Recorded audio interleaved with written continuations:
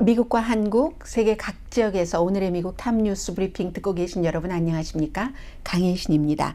제가 탑뉴스 브리핑은 어떻게 진행해 가고 있느냐면요. 지금 오래되지 않았으니까 저도 방향을 잡아가고 있는데 일단 오늘의 미국 정규 방송을 끝나고 나서 몇 시간 간격이 있으니까 그 사이에 정말로 중요한 새로운 그 탑뉴스가 등장을 하면 거기에 포커스를 맞춥니다. 그러나 그렇지 않으면 구태여 무슨 새로운 뉴스다 하면서 특별하게 말하자면 여러분들께 뭐 전해드리지 않아도 될 내용을 제목에 얽혀서 전해드리는 그런 일은 하지 않습니다. 그래서 그런 때는 이제 주로 뭐 한두 가지, 뭐 한 가지 정도 이슈, 뭐 어피니언, 칼럼 이런 걸 소개를 해드리는데 오늘의 경우는 복합입니다. 중요한 발생된 뉴스가 있고 그리고 또 그것만으로는 좀 너무 약하니까 시간상으로나 정말 중요하게 늘 전해드리고 싶은데 전해드리지 못하는 어피니언, 지금의 세계에서 가장 포커스를 두고 있는 이슈에 대해서 이렇게 전해드리겠습니다. 오늘 아이템은 세 가지입니다. 방송 아이템은요. 첫 번째, 트럼프 전 대통령의 동맹인 마이크 존슨 루이지아나가 지역구인 연방 하원 의원이 차기 연방 하원 의원으로 선출됐습니다. 217표를 케빈 맥카티 하원 의장이 쫓겨나고 세 사람이 받지 못해서 그냥 도중에 하차하거나 아니면 쫓겨나거나 후보에서 그랬는데 이 마이크 존슨 의원은 220표를 받았습니다. 공화당도 이 정도 되면 우리가 계속 아무런 일을 하지 못하는 정당이다 하는 비난, 평판 같은 그 위기감도 느꼈을 테고요. 해서 며칠 사이에 유명해진 의원입니다. 루이지아나가 지역구인 4선 의원이 220, 그리고 민주당에서는 전원이 투표를 한 사람 가운데서는요 209명이 전부 하킴 제프리스 민주당 원내대표를 하원의장으로 하고 했으니까 지금 11표나 차이가 나네요. 그리고 217표를 무난히 넘겼습니다. 딱 선출되고 나서 의사봉 잡고 나서 한 얘기 가운데서 가장 중요한 것은 우리 국민이 정부에 대한 믿음을 잃을 때, 지금 미국을 얘기를 하고 있잖아요. 우리를 세계 역사상 가장 위대한 국가로 만든 그 원칙 같은 것을 잊고 있을 때 우리는 명심해야지 됩니다. 이분이 좀 원칙주의자잖아요. 보수주의자고 우리는 그 같은 핵심 원칙을 놓고 격렬하게 싸울 겁니다. 왜냐하면 현대에는 핵심 원칙이 서로 뭐 같은 것을 바라보면서도 상충되는 경우가 많기 때문에 그렇습니다. 어떤 때는 내가 이걸 조금 좋아하더라도 그 좋아하는 것을 희생해야지 될 때도 있습니다. 그래야 입법기관에서 뭔가를 만들어내는데 일이 성사되기 때문입니다. 어쨌든 그 하원의장으로서 56번째입니다. 핵심 원칙을 끝까지 지킬 겁니다. 이렇게 얘기를 했습니다. 제가 오늘 아침에는 오늘의 미국을 진행을 하면서 이분은 될 가능성이 더 높다 해서 웬만큼은 그 성향 같은 것들도 말씀드렸는데요. 마이크 존슨 이제 하원의장이 됐습니다. 현재 공화당 전체적인 그 어떤 의결을 한다던가 하는 그런 그 공화당에 대해서 그 부위원장 2번 지냈고요. 그 자리는 선출을 해야지만 될 수 있는 그런 자리거든요. 그래서 이제 공화당 그 정당의 그 간부회의라고 할 수 있는 공화당 컨퍼런스에서 2번 그 부의장, 그리고 제일 중요한 것은 뭐 굉장히 보수적이에요. 보수적이라서 뭐 낙태, 뭐 총기 소지 이런 것에 대해서는 전부 공화당의 뜻이고 가장 유명한 것이 2020년 바이든 대통령에 당선됐습니다 하는 각 주에서 내놓은 그 인증, 그걸 거부하는데 앞장섰었던 사람이고요. 그리고 바이든이 승리하는데 결정적인 역할을 한 네 군데의 경합주 조지아를 포함해서 그런 주에서 선거 결과 선거인단이 가지고 온 것 있잖아요. 이걸 무효로 해야지 된다 하는데 앞장을 섰던 사람, 의사당 폭동 사건이 일어나고 있는 그 당시에 몇 시간 동안 트럼프 전 대통령에게 전화를 걸어서 우리가 지켜드리겠습니다. 지켜야지 됩니다. 모든 법적인 것을 동원을 해서. 그런데 아이러니네요. 생각해 보니까. 이분이 루이지아나에서 이제 주 의원을 한 번 하고 연방 그 하원 의원을 하게 됐는데 2016년부터 그 전에는 20년 동안 헌법 전문 변호사로 일을 했었거든요. 그런데 결국은 트럼프 전 대통령이 한 60가지 정도를 전부 60번 정도를 소송을 했고 다 졌잖아요. 한두 개, 그것도 뭐 아주 결정적으로 그런 건 아니고 빼고는 한 개 정도 빼고는 펜실베니아주였던가요? 다 졌는데 그 지는 것에 대해서 우리가 법적으로 끝까지 가야지 됩니다. 라고 했었던 사람입니다. 어쩌면 그랬기 때문에 어제 기자들이 그 부분에 대해서 헌법 전문 변호사로서 그 트럼프 전 대통령이 이겼다고 끝까지 몰고 간 여기에 대해서 질문하려고 하니까 버지니아주 출신이 아니라 버지니아 박스 의원이 입 닥쳐 이렇게 얘기를 했고 오늘은 이제 하원 의장이 됐습니다만 어제는 후보였던 마이크 존슨은 질문을 받지 않았잖아요. 답변하지 않았잖아요. 다음 질문 next 본인도 조금 불편한 겁니다. 아무튼 그게 가장 유명한 거고 공화당의 스터디 위원회 아침에 공화당을 구성하고 있는 서로 다른 5개 위원회에 대해서 말씀을 드렸는데 그 가운데서 공화당의 이념에 대해서 가장 그 중요하게 생각하는 공화당 스터디 위원회의 멤버라는 거 중요하고요. 또 공화당이 주도하는 뭐 앞으로 이제 세출 법안 한다고 했고 하마스를 비난하는 결의안을 제일 위에 내세우겠다. 국제적인 이슈로는 국내적으로는 미국 남부의 국경 문제 얘기한다고 했고요. 그러니까 친친 이스라엘인 겁니다. 이리하여 56대 미국의 하원 의장으로서 마이크 존슨 아직 젊습니다. 51살. 아내가 또 기독교 이렇게 라이센스를 받은 상담가예요. 본인도 복음주의 기독교인이고 자녀는 4명이 있습니다. 법사위원회와 군사위원회에서 그동안 일을 했고 아무튼 이리하여 친이스라엘 지지자가 56대 하원 의장으로 당선돼서 지금부터 이미 이 일을 시작을 했을 겁니다. 뭐 하원 의장 그 간판까지 빨리 바꿨던데요. 전부 바꿔서 그렇게 돼 있습니다. 그리고 이제 민주당의 하원 원내대표 하킴 제프리스는 이 사람이 최종적으로 당선되기 전까지는 극우파 이데올로기가 좀 강하다. 그리고 무슨 뭐 낙태를 범죄화하고 전국적인 낙태 금지령을 내리겠다. 뭐 이런 얘기도 했었고요. 무엇보다도 대선 결과를 뒤집으려는 노력을 한 설계사 중 한 사람 또 한 가지 사회보장제도 메디케어를 끝내기를 원합니다. 이런 얘기를 막 했거든요. 그런데 그럼에도 불구하고 그가 다수당인 공화당으로서 하원 의장으로 당선된다면 저는 최선을 다해서 초당적으로 일을 해서 하원이 다시 뭔가를 만들어낼 수 있는 이렇게 제 태도는 그렇습니다. 왜냐하면 공화당의 선택이니까요. 다수당으로서 그렇게 얘기를 했고 바이든 대통령은 오늘 저는 바이든 대통령이 이제 하원 의장으로 그 마이크 존슨 의원이 선출된 걸 알고 혹시 너무 확 포커스를 집중하는 것에 대해서 좀 싫으니까 호주 총리와의 기자회견을 딱 그 시간에 맞물렸거든요. 그래서 텔레비전에서 왔다 갔다 할 수밖에 없었는데 어차피 호주 총리는 미국을 방문을 했지만 지금 전쟁통이기 때문에 많은 것들이 가려졌고 의정 같은 것도 약식화하기는 했습니다. 기자들이 물어봤죠.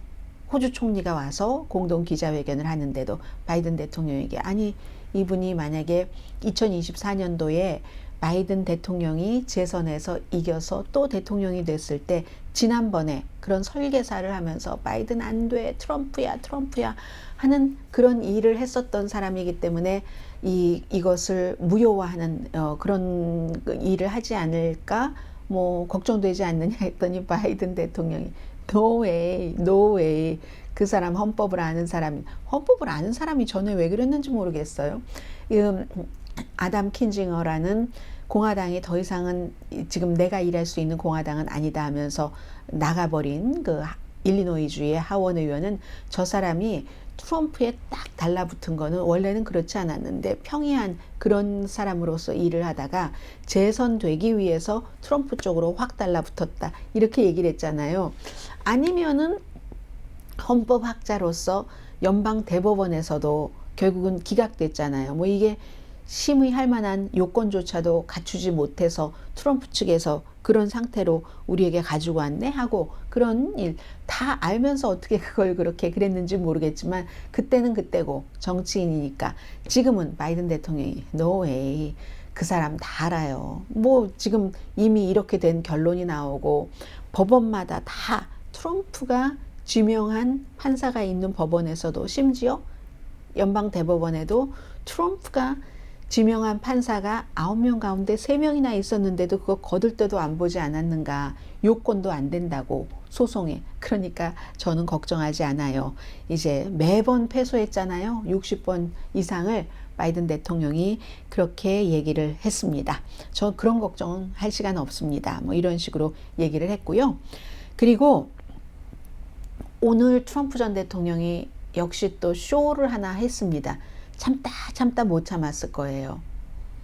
늘 본인이 최고인 자리에 있던 사람이 오늘도 어제에 이어서 마이클 코헨이라는 전 해결사와 같이 법정에서 만났습니다. 이건 선거와 관련이 없는 뉴욕에서 사업을 사기로 했다. 돈 필요할 때, 돈 빌릴 때는 잔뜩 부풀리고 이제 세금 내야지 될 땐 돈을 잔뜩 줄이고 뭐 이런 것에 대한 뉴욕의 검찰총장이 고소를 해서 2억 5천만 달러 배상금 그리고 앞으로 부동산 같은 것 빼앗길 수도 있고 뉴욕에 있는 것 뉴욕에서 부동산 사업을 못할 수도 있고 하는 그 재판이잖아요. 여기서 마이클 코헨이라는 전 픽서가 이제 막 증언 같은 것 하고 뭐 이러는 상황에서 첫 번째 트럼프 전 대통령이 개고도 입막음 지키지 않았다 해서 $10,000 벌금형을 받았습니다. 지난번에도 한번 $5,000 벌금형을 받았잖아요. 이번에도 또 이제 그 중간에 약간 그 휴정 중에 변호사들에게 뭐 저 판사도 뭐 나를 뭐 싫어하는 판사고 게다대고 내 바로 옆에 있는 사람 서기를 말하는 것으로 모든 사람들이 해석을 했거든요. 다 나에게 편파적이고 이런 얘기. 그랬더니 지난번에도 그랬고 이번에도 그랬고 판사는 나의 스태프들에게 부적절한 얘기를 하지 말아라 라고 입을 닫고 있어라. 개그 오더를 내렸는데 그걸 오늘 또 어겼다고 딱 $10,000 벌금을 내게 했거든요. 그리고 나서 중간에 무슨 일이었던가요? 뭐 그런저런 얘기. 기각해달라고 케이스를. 그랬더니 기각을 할 만한 요건이 전혀 안 된다 했더니 갑자기 박차고 나갔다고 하더군요. 법정을. 이게 트럼프 전 대통령입니다. 아무튼 그리고 이 문제와 관련해서는 한 가지 굉장히 들어둘 만한 것이 잡지 애틀란틱에 실렸는데요. 이게 마이클 코헨이라는 지금 뉴욕 사기 케이스와 관련된 게 아니라 트럼프와 주변 사람들, 충성을 원하는 트럼프와 그렇게 충성했던 사람들이 왜 트럼프에게 이제 등을 돌리고 있는가. 그 점에 대해서요. 트럼프가 말하는 충성심은 서로 쌍방의 것이 아니라는 거죠. 내가 당신에게 충성하면 당신도 나를 보호해 준다. 이게 아니라 언제나 너는 나에게 충성만 해야지 돼. 이런 거라는 얘기를 하고 있습니다. 애틀란틱에 아주 그 데이빗 그레함이라는 분이 지적을 한 건데요. 물론 트럼프 전 대통령이 몇몇 사람 대통령이었었을 때 사면해 준 케이스는 있습니다. 폴 매나포트라든가 아니면 마이클 플린이라든가. 마이클 플린은 첫 번째 국가안보보좌관이었는데 막 러시아와 뒤로 뭐 일하고 터키에서도 막 돈 받아먹고 해요. 이런 때는. 그런 행위를 하고 그런 것들이 들통이 나가지고 할 수 없이 트럼프가 놓을 수밖에 없었거든요. 그 사람과 뭐 러시아 문제와 관련된 것, 폴 매나포트도 선거 캠페인 할 때 선거 본부장이었던 사람, 그리고 로저 스톤이라는 아주 선거 전략가, 또 스티브 배넌이라는 빅 마우스, 첫 번째 트럼프 전 대통령의 수석 전략가였던 사람들이 막 저 사람이 트럼프를 대통령으로 만들었어, 설계사야, 이러니까 막 싫어했잖아요. 나중에 시기도 하고. 이런데 이런 사람들은 사면을 했지만 그 밖의 사람들은 마이크 코헨, 지금 대통령의 픽서로 10년을 일하다가 대통령에 대해서, 전 대통령에 대해서 나쁜 증언을 하는 사람이잖아요. 왜냐하면 너 증언할 때 나에게 잘해줘야지 돼 하면서도 사면은 안 해줬잖아요. 이번에 이제 트럼프 전 대통령에 대해서 3명의 변호팀이, 선고와 관련돼서 변호를 하던 변호사들이 전부 조지아 케이스에서 유죄를 인정해 버렸습니다. 왜 그랬을까요? 아직까지는 루디 줄리아니에 대해서는 변호 비용을 대줍니다. 그리고 변호 비용에 쓰라고 기금 모금 같은 것도 해주는데 나머지 사람들에게는 그렇게 크게 안 해줬던 겁니다. 그래서 뭐 어제까지 3명의 변호사들이 다 이제 유죄를 인정을 한 거잖아요. 조지아주에서 선거 여기에 대해서 결과를 뒤집으려고 어떤 트럼프와 같이 일한 것에 대해서 본인들이 유죄를 인정하고 대신에 감옥에 가지 않고 조금 약한 벌을 검사와 주고받고 뭐 최종적인 그 형량은 판사가 하는 거지만 그러한 일을 하는 데는 트럼프가 그렇게 충성하라고 하더니 이거는 그 사람들은 충분히 봐주지 않았다 하는 뭐 이런 일들이 일어나니까 주고받는 거, 충성심은 자신만 받는 거지 쌍방은 아니다, 뭐 이런 얘기요. 그런데 왜 그렇게 많은 사람들이 트럼프 전 대통령에게 그렇게 충성을 하는가? 의사당에서도 가라 해서 가고 나서는 막 감옥에 가고 형을 막 8년 15년 선고받고 하잖아요. 모르니까 그런 거겠죠. 그래서 이제 마지막에 제나 앨리스라는 38살에 어제 유죄를 인정한 변호사도 내가 그때 알았더라면 내가 크리스찬 변호사로서 다 여기에 맞게 해야지 되는데 나보다 시니어 변호사들이 가지고 온 증거 이런 것에 내가 너무 의존을 했다. 그 루디 줄리아니 얘기라는 거예요.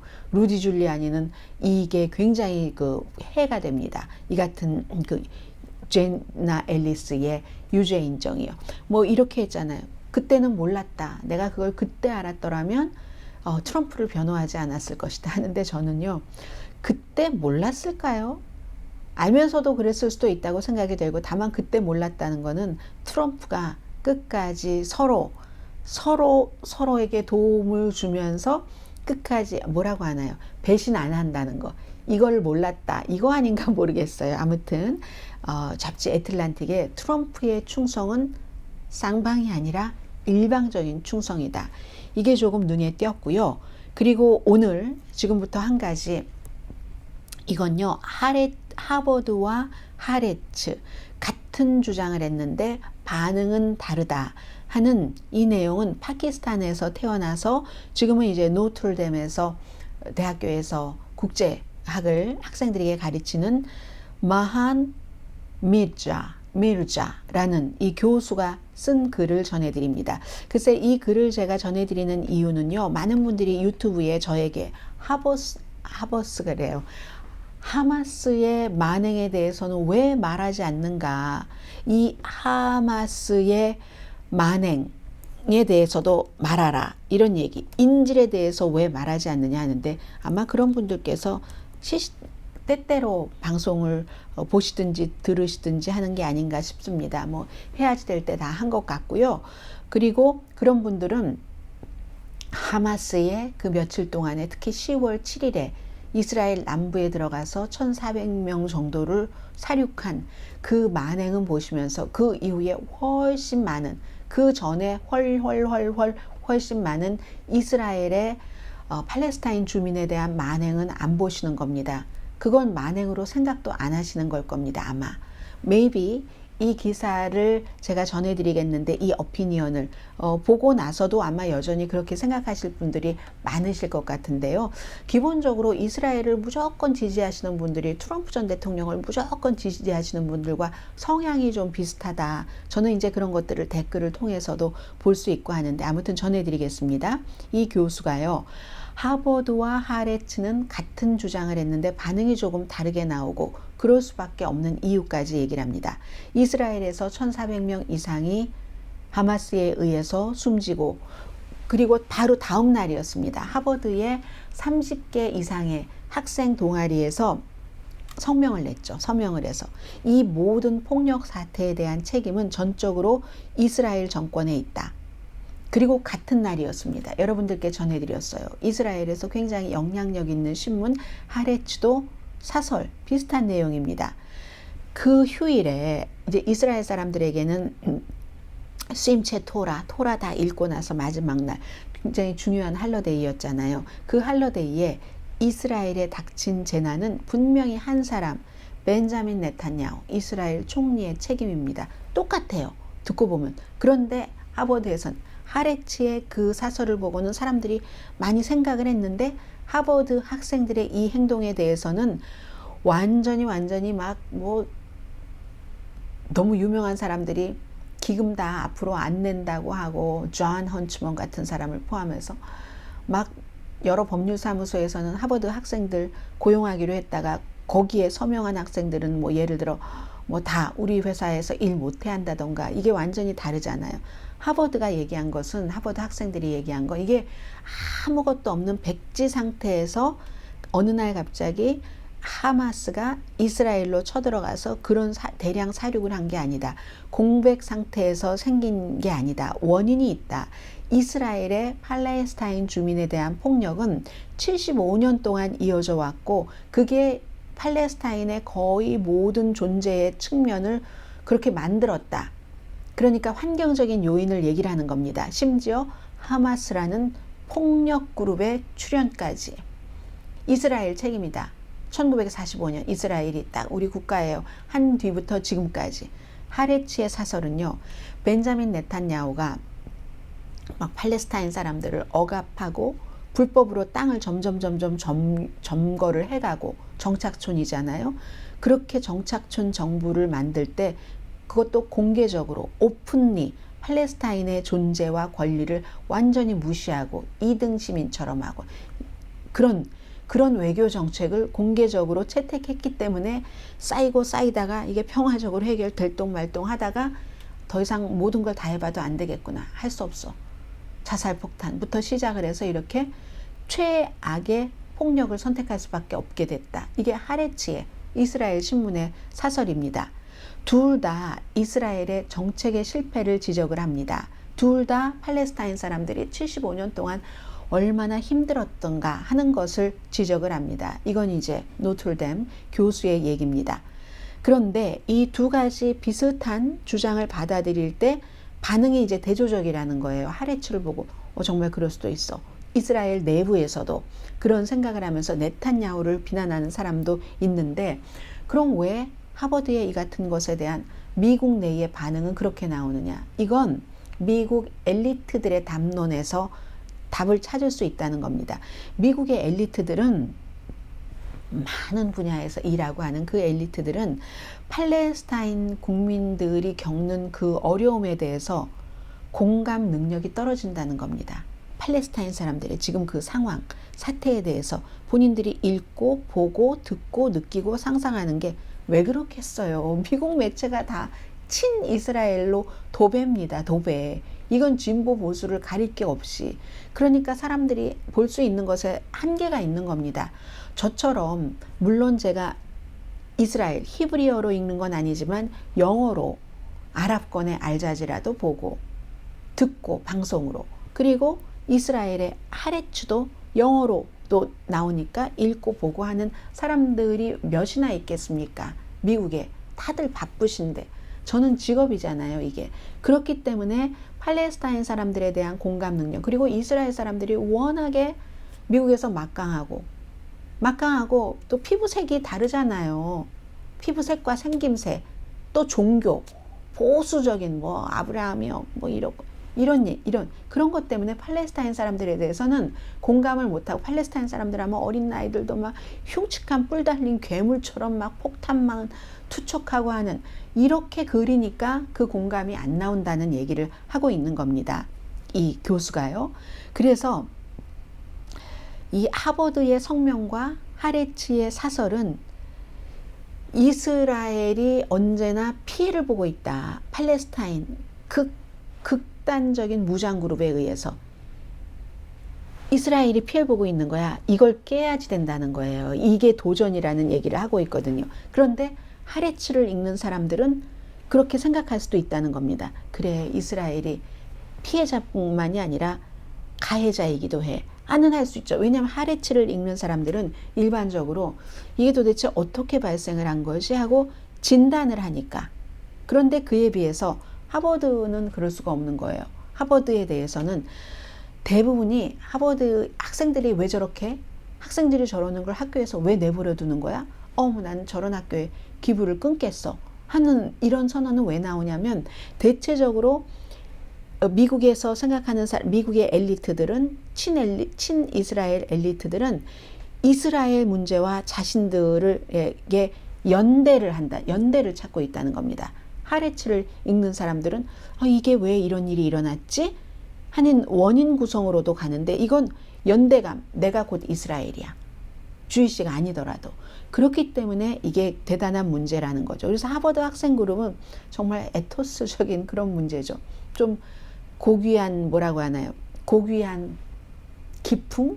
건전한, 꼭 우리 인종, 우리나라가 아니더라도 사람들이 해야지 되는 건전한 어떤 상식? 공공정신? 정신이 맞겠네요. 이런 거. 그게 어려운 거라는 거예요. 에토스 문제다 라고 얘기를 하면서, 그러니까 하마스는 상황에 따른 산물이다. 학생들이나 하레츠는 그렇게 보는 면이 있는 거예요.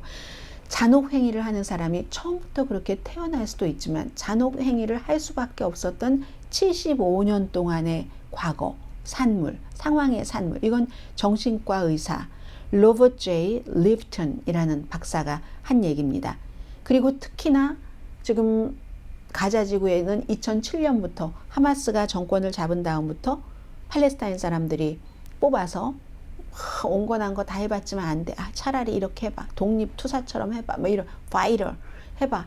해서 그때 정권 잡고 지금 16년이 봉쇄됐잖아요. 그래서 가자 지구의 60% 이상은 항상 먹을 게 부족합니다. 이판사판인 거예요. 거의 50% 일자리가 없습니다. 95% 안전한 먹을 물 없습니다. 하루 평균 11시간 정도 전기가 공급이 반은 되고 반은 되지 않고 21세기에 이스라엘에서 그렇게 조정을 하잖아요. 그렇기 때문에 당연히 다른 이스라엘이나 친이스라엘이 아닌 인권단체들은 가자 지구를 야외 감옥이라고 하잖아요. 아니면 인종차별을 하는 어떤 그 가둬둔 집단, 이렇게 부르고 있는 거잖아요. 그래서 전에 그 유엔에서 전쟁 범죄를 조사한 마크 갈라스코시는 미국과 나토가 아프가니스탄에서 막 뭐 미국 9.11 사태 끝나고 나서 뭐 전쟁하고 아이시스 잡는다고 하고, 그때 전쟁이 최고조에 달했을 때 1년 동안 미사일 발사를 한 거, 그게 이스라엘이 일주일 동안 가자 지구에 터뜨린 미사일 숫자와 똑같습니다.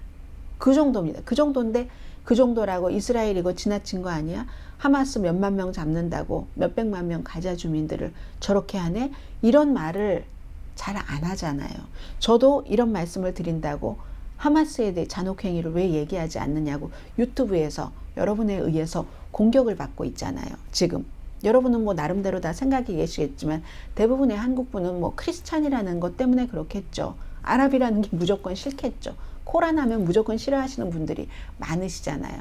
저는 상관없습니다. 코란이건 마가박기타건 바이블이건, 바이블도 제 책상에도 몇 가지 버전이 있지만 그렇건, 아니면 뭐 또 무슨 뭐 불교의 어떤 성전이건 어떤 챕터건 저는 상관 안 하거든요.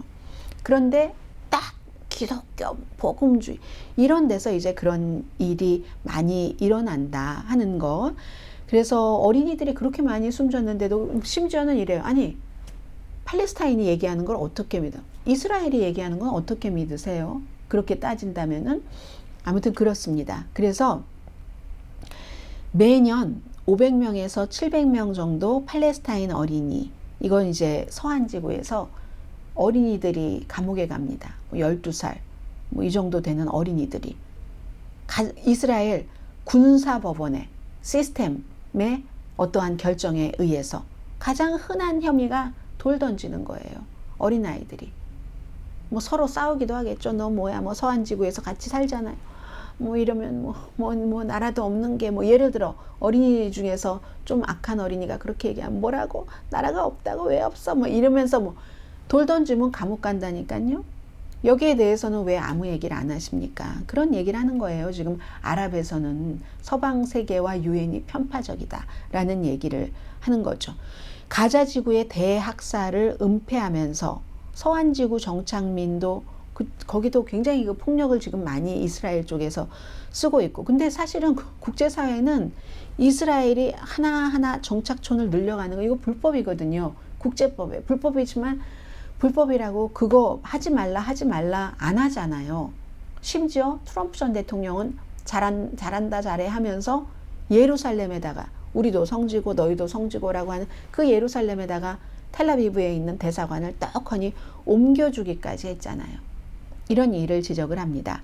그래서 얼마 전에 제가 여러분들께 한번 말씀드린 적이 있는데 이 얘기를 이 교수도 지적을 하시네요. CNN 방송의 그 파리드 자카리아 씨, 아주 워싱턴 포스트에도 컬럼 쓰고요. 이분이 컬럼비아 대학교의 아랍 연구 그 교수인 그 라시드 카리드 이 교수에게 물어봤습니다.